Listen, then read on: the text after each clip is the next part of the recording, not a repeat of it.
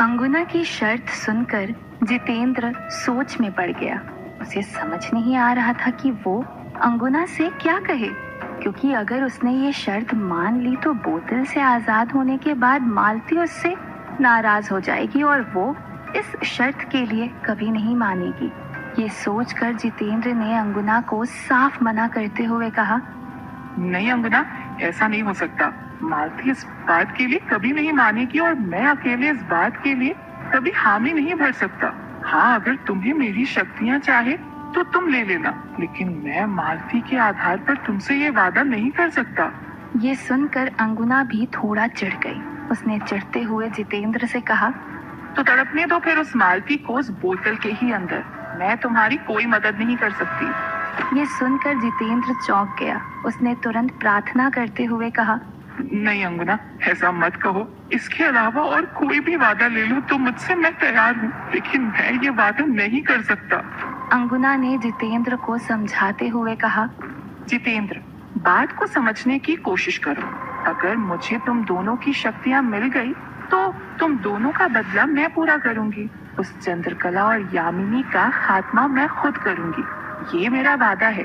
और वैसे भी तुम ये क्यों नहीं सोचते कि खोई हुई शक्तियाँ तो वापस हासिल की जा सकती हैं, लेकिन अगर मालती को उस बोतल से आजाद नहीं किया तो वो हमेशा के लिए ऐसी ही तड़पती रहेगी। जितेंद्र के ऊपर अंगुना की बातों का असर हो रहा था। ये देख अंगुना ने अपनी बात जारी रखते हुए कहा, तुम्हें क्या लगता है इस वक्त मालती क्या चाहती है, बोतल से आजाद होना या शक्तियाँ? और अगर तुम मालती को बोतल से आजाद नहीं करवा पाए तो वैसे भी धीरे धीरे मालती अपनी सारी शक्तियाँ खो देगी। अंगुना की सारी बातें सुनने के बाद जितेंद्र ने कहा, ठीक है अंगुना, मैं तुमसे वादा करता हूँ कि मालती के आजाद होने के बाद मैं और मालती दोनों अपनी सारी शक्तियाँ तुम्हें दे देंगे। ये सुनते ही अंगुना की खुशी का ठिकाना नहीं रहा। तभी जितेंद्र ने कहा, तो बताओ फिर अंगुना कि कैसे मैं अपनी शक्तियाँ बढ़ा सकता हूँ। जितेंद्र की बात का जवाब देते हुए अंगुना ने कहा, देखो जितेंद्र, मालती ने जो तरीका अपनाया था शक्तियाँ बढ़ाने के लिए, वो काली शक्तियों के नियमों के खिलाफ था। लेकिन उसके अलावा भी बहुत सारे ऐसे रास्ते हैं जो काली शक्तियों के नियमों के अंदर आते हैं, और उनमें से सबसे प्रभावशाली है संख्या संयोग शक्ति। जितेंद्र ने इस बारे में कभी कुछ नहीं सुना था, इसी वजह से उसके मुंह से निकला, संख्या संयोग शक्ति। जवाब देते हुए अंगुना ने आगे कहा, हाँ, काली शक्तियों की कुछ संख्याएं हैं, जैसे 3, 8, 13 और 19। अगर इन सभी संख्याओं का कोई एक संयोग बैठ जाए तो भी अपार शक्तियाँ प्राप्त हो सकती हैं। जितेंद्र के चेहरे से ही लग रहा था कि वो ये संख्याओं का गणित समझ नहीं पाया। उसने अंगुना से पूछा, मतलब मैं कुछ समझा नहीं अंगुना। अंगुना ने जितेंद्र को समझाते हुए कहा, मतलब यही कि अगर कोई इंसान इन 4 संख्याओं में से किसी 3 संख्याओं में निपुण हो, जैसे कि उसके जन्म की तारीख 13 हो, जन्म का महीना 8वां हो और उसकी उम्र 19 के फेर में कोई हो, 19, 38 या 57 में से कोई, या इसके अलावा भी कोई संयोग हो सकता है। तो अगर ऐसे 3 शिकार तुम कर लो तो तुम महाशक्तिशाली हो जाओगे। जितेंद्र बड़े ही ध्यान से अंगुना की बात सुन रहा था। उसने बीच में ही अंगुना से पूछा, लेकिन शिकार कैसे होंगे अंगुना? अंगुना ने आगे बताते हुए कहा, जैसे ही उस इंसान की आत्मा शरीर छोड़े, उस आत्मा को अपने अंदर समाहित कर लेना और उस आत्मा की सारी शक्तियाँ तुम्हें मिल जाएंगी। फिर टीले वाले बाबा जैसे तुच्छ बाबा और चंद्रकला तुम्हारा कुछ नहीं बिगाड़ पाएगी, और ये शक्तियाँ तुम्हें खुद मालती के काले साए के पास लेकर जाएगी। जितेंद्र ये सब सुनकर खुशी से फूला नहीं समा रहा था, लेकिन तभी उसके जहन में एक सवाल आया और उसकी खुशी एक पल के लिए गायब हो गई। उसने अंगुना से पूछा, लेकिन अंगुना, ऐसे 3 इंसान को ढूंढ पाना तो बहुत मुश्किल होगा, इनको ढूंढो कैसे? ये सुनकर अंगुना थोड़ा चिढ़ गई। उसने चिढ़ते हुए कहा, अच्छा, तो क्या ये काम भी मैं करके दूं? अंगुना से ये जवाब सुनकर जितेंद्र बिल्कुल चुप हो गया और चुपचाप वहां से जाने लगा। तभी जितेंद्र को अंगुना ने रोकते हुए कहा, और सुनो, शिकार का मतलब ये नहीं कि तुम मालती की तरह खून खराबा करो। अपने शिकार इस तरह करना कि किसी को भनक भी ना लगे और उनकी मृत्यु को लोग प्राकृतिक मृत्यु समझे। वरना अगर चंद्रकला को पता चल गया इस बारे में तो तुम्हें भी बोतल में कैद होने में देर नहीं लगेगी। ये सुनकर जितेंद्र वहां से अपने शिकार की तलाश में चला गया। जाते जाते जितेंद्र के चेहरे पर एक कुटिल मुस्कान थी। ऐसे लग रहा था जैसे उसने अंगुना से वादा कर तो दिया था, लेकिन ये वादा निभाने का उसका कोई इरादा नहीं था।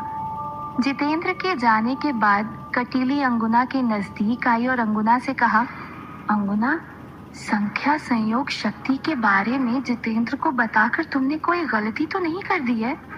इस पर अंगुना ने कहा, नहीं कटीली, जितेंद्र की शक्तियाँ बढ़नी बहुत जरूरी है। जितेंद्र की जितनी शक्ति बढ़ेगी उतना ही मुझे फायदा होगा। ये जितेंद्र ही मेरे लिए आखिरी उम्मीद है। कहते कहते अंगुना की आवाज थोड़ी धीमी हो गई। ये देख कटीली ने पूछा, क्या बात है अंगुना? लगता है आज तुम्हें अपनी बेटियों की याद कुछ ज्यादा ही सता रही है।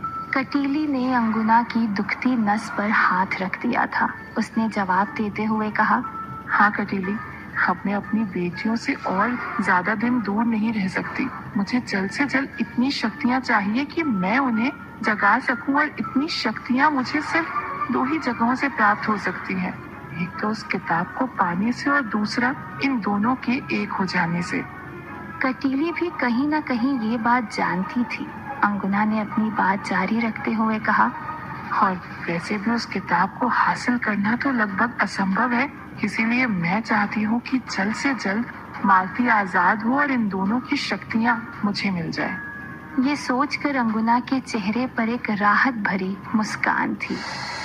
इधर चंद्रकला ने जब से कावेरी की तस्वीर रेशमी की संदूक में देखी थी, तब से वो और ज्यादा परेशान हो गई थी। उसे समझ नहीं आ रहा था कि आखिर रेशमी और कावेरी का क्या संबंध हो सकता है, क्योंकि कावेरी का तो कोई परिवार भी नहीं था और ना ही उसकी कोई बेटी थी। चंद्रकला को तो ये भी नहीं पता था कि कावेरी जिंदा भी है या नहीं। लेकिन जब उसने धागे जोड़ना शुरू किए तो उसके दिमाग में उस रात वाली वो औरत आई। चंद्रकला ने मन ही मन कहा, कहीं उस रात रेशमी जिससे मिलने गई थी वो कावेरी ही तो नहीं थी? अगर वो कावेरी ही थी तो इसका मतलब कि कावेरी अभी भी जिंदा है। लेकिन ये कैसे पता किया जाए कि अगर कावेरी जिंदा है तो है कहाँ? चंद्रकला यही सब सोच रही थी कि तभी उसके मन में कमला ताई का ख्याल आया और उसने खुद से कहा, हाँ कमला ताई, कावेरी गांव में आखिरी बार कमला ताई के घर ही आई थी। शायद उनको पता हो सकता है कि उनके यहाँ से कावेरी कहाँ गई थी। ये सोचकर चंद्रकला वहां से उठी और सीधा कमला ताई के घर की ओर गई। जब दरवाजा खटखटाया तो देखा कि कमला ताई घर पर ही थी। वापस मायापुर आने के बाद आज पहली बार चंद्रकला कमला ताई के घर आई थी। चंद्रकला को देखकर कमला ताई बहुत खुश हो गई। कमला ताई चंद्रकला को इधर उधर की सब बातें बताने लगी, लेकिन चंद्रकला को इस वक्त सिर्फ कावेरी के बारे में बात करनी थी।